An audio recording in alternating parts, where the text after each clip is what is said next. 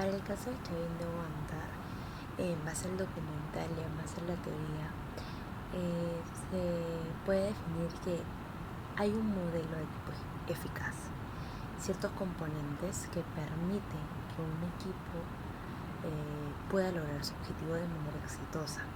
Entonces estos componentes mencionaré los 4 y cómo los veo plasmados en el equipo de Chavin de Huántar.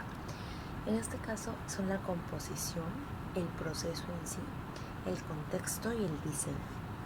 En el caso de la composición hay dos puntos que valoro mucho en el operativo de Chavin de Huántar.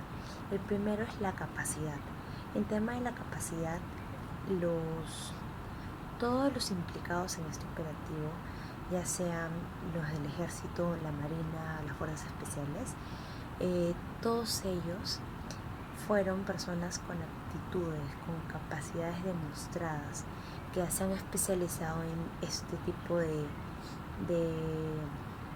¿cómo se puede decir?, de conflictos, este tipo de sucesos, saben cómo reaccionar a ellos, cómo manejarlos, cómo actuar, porque para ello han sido preparados. Entonces tienen de alguna manera esta capacidad, estas habilidades que les permiten en conjunto complementarse y desenvolverse de la mejor manera en el operativo, porque al ser distintos, ese es otro punto, la diversidad, al ser distintos comandos de distintos rubros, o sea, de la marina, el ejército, hay fuerzas especiales, también estaba la dirección contra el terrorismo. Todos estos vienen con visiones distintas, con habilidades distintas y con focos diferentes. Entonces eso hace que el equipo se complemente, se enriquezca y pueda de verdad realizar un operativo exitoso.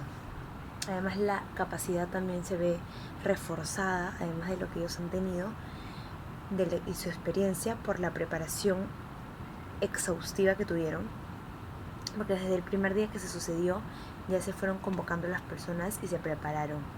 Entonces hubo mucho estudio de esto, desde el caso y todo ello, casi todos los días, 125 días de los 126, que fueron los días que demoraron, ellos mañana, tarde y noche se preparaban, todos los equipos, todos. Y el otro punto, ya mencioné la diversidad, ahora las funciones. El tema de las funciones, cada miembro pertenecía a un equipo o él independientemente tenía funciones específicas, funciones que sumaban y que eran parte de un todo, ¿no? Viendo de manera holística de todo lo que es el operativo. Si uno u otro no cumplía ese rol que tenía, no iba a ser fluida la operación. Por ejemplo, habían explosivistas, un especializado en lo que era explosivos, que se encargaba de poner estos explosivos, estas bombas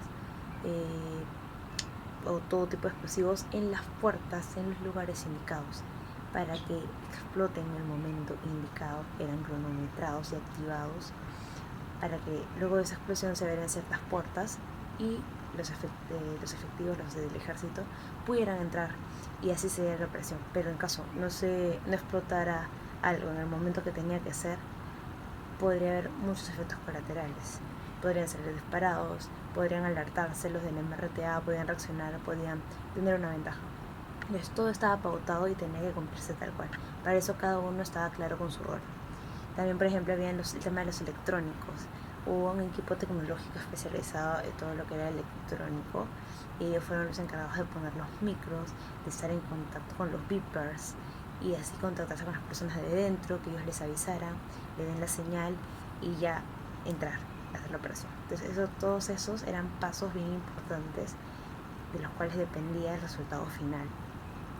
Luego, en el componente de proceso, voy a resaltar lo que es el propósito común y los objetivos específicos. En el caso del propósito común, el propósito lo veo más como un tema de visión, como algo macro y algo a largo plazo, con mayor impacto, que si bien había una situación muy crítica aquí, ya el Perú había pasado por situaciones muy difíciles en esos temas del terrorismo y por bastante tiempo. Entonces lo que buscaba de alguna manera es que si se lograba exitosamente esto, se pudiera erradicar el terrorismo. Es como que la visión macro.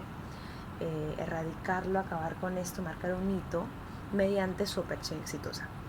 y por otro lado los objetivos específicos, que es muy a corto plazo y muy concreto con esa situación, es de por sí salvar a todos los rehenes, salvarlos con vida en las mejores condiciones, que eran aproximadamente 70, 73, 75 personas, no sé el número exactamente, de salvarlos con vida. En este caso se logró, hubo un caído, un civil, que era un juez.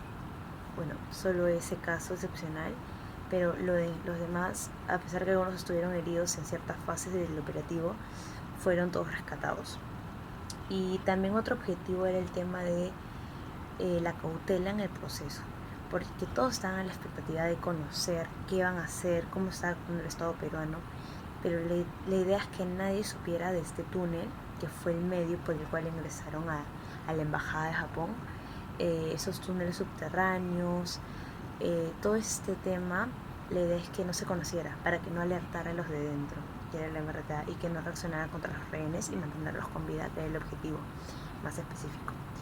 Luego tenemos en el componente del contexto 2 puntos, el tema de recursos y el tema de liderazgo, que son los que rescato.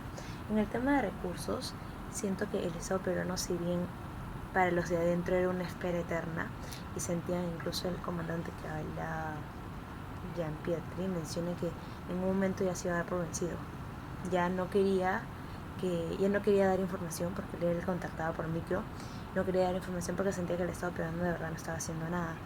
Entonces, sí, en realidad el Estado daba recursos primero a las personas, ¿no? A todos los equipos que iban a todos los comandos que iban a organizar la operación. Luego, la preparación de esas personas.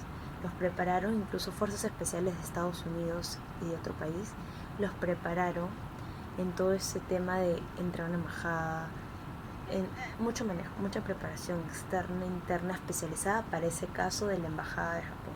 Para ese operativo específicamente fueron preparados. También les dieron los recursos porque incluso simularon tal cual era la embajada en otro lugar, para que ellos sepan cuáles son las entradas, las salidas, las habitaciones, las escaleras, dónde está todo ubicado. Y todo diariamente se preparó ahí, y ahí así es como pudieron tener mucho más exactitud con lo que iba a pasar. Incluso se alquilaron las casas que estaban alrededor de la embajada, que daban visión a lo que de alguna manera sucedía adentro, se alquilaron. Entonces todos esos son recursos que facilitaron y ayudaron a que se logre el fin. Y el liderazgo, bueno, definitivamente hubo cabezas, hubo jefes de grupos, hubo jefes de equipos a cargo de 14 miembros, de 10 miembros, de 10 del ejército, 5 de la marina, 5 del ejército. Hubo 2 grupos, un grupo delta y un grupo alfa, unos para la primera planta, que iban con los terroristas, y otros para la segunda planta, que es donde estaban los rehenes. Y finalmente, en el componente de diseño está la autonomía y la identidad de la tarea. La autonomía, bueno, cada uno de los miembros había sido altamente preparado y concientizado de la situación, de su rol, y podía tomar decisiones durante el operativo. Se tenía que defenderse, se tenía que atacar, se tenía que hacerlo porque la situación lo demandaba. Para salvar a los rehenes lo tenían que hacer. Incluso hubieron 2 comandantes que perdieron la vida en el proceso. Y cambiar la identidad de la tarea, como mencioné, ha sido muy estudiada. Fue un proceso muy estudiado por alrededor de 5 meses, constantemente, y creo que eso también impactó en el éxito. Además que se estudió a los protagonistas, que fueron los 14 marretistas. O sea, se los estudió también a través de este tema de los micros, que se sabía lo que planeaban, los planes que tenían con respecto a lo del gobierno, qué pensaban, qué hacían en tales horas, en qué horas eran más vulnerables, en qué horas no. Y así es como se determinó que se haga la entrada a las 3:30 o 3, porque es la hora en que más estaban distraídos y vulnerables. Entonces fue un estudio de verdad de lo que pasó. Por eso también demoró, pero un proceso que finalmente tuvo buen éxito. Y básicamente eso.